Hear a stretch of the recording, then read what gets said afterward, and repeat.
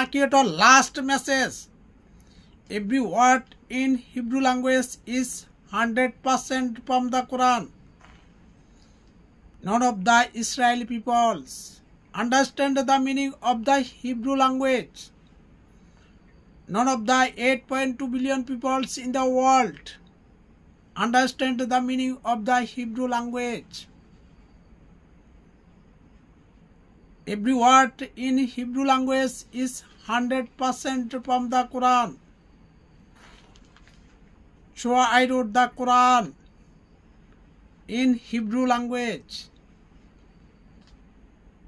If you can prove it false, $100 billion will be awarded in the presence of the National Association. I am not speaking out of emotion. I am not joking with you.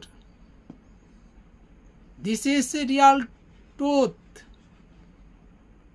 More real truth.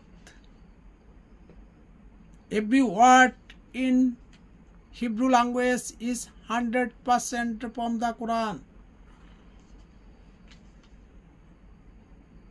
It is impossible to prove it false. Insha'Allah.